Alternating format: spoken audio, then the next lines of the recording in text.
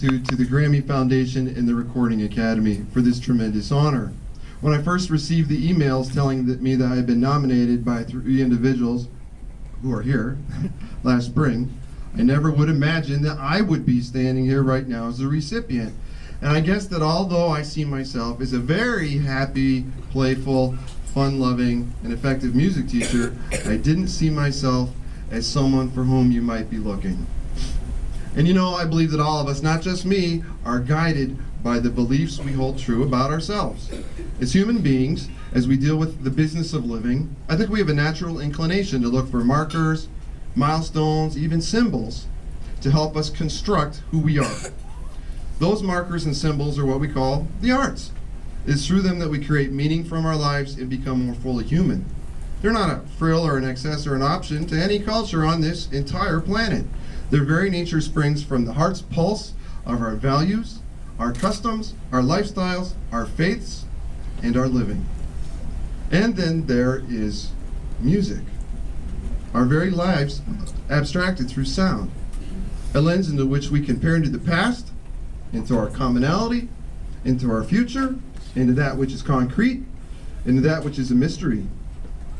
We teach music to our children, and we need to teach music to our children, but it's because it is a reminder of who we are, and a place where we can express who we would like to be.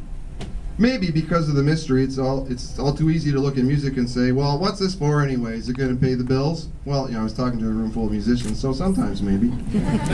Is it going to make life easier, like some new technology or invention? Or is it going to help put food on the table? In reality, music exists because of all those other things. It may make life easier, it may not, but it will make life more livable. I watch adolescents struggle with constructing and figuring out who they are each and every day, and they do it well.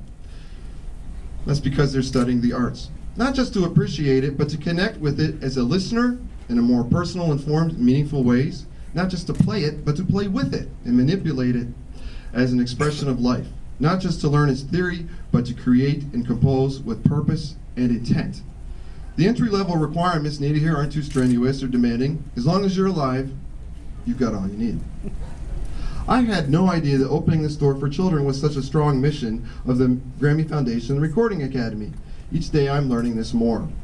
You get to create and applaud some very huge musical things, but you're also concerned that all kids have access to music instruction. You're concerned with teachers who need to feel encouraged.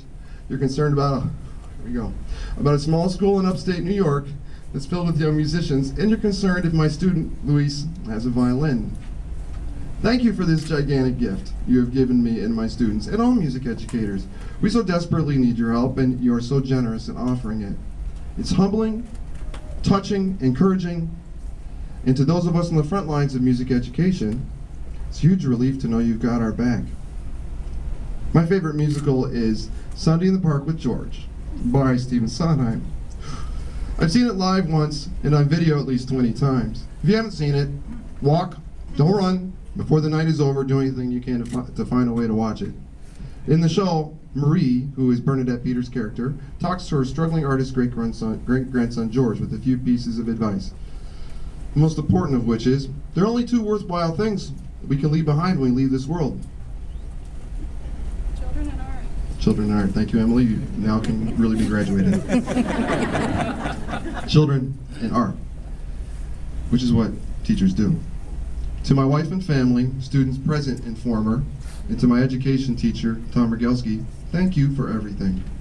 To the Recording Academy and the Grammy Foundation, your actions have made you true guardians of something so precious. Thank you for this honor and for the privilege of allowing me to be part of what you do.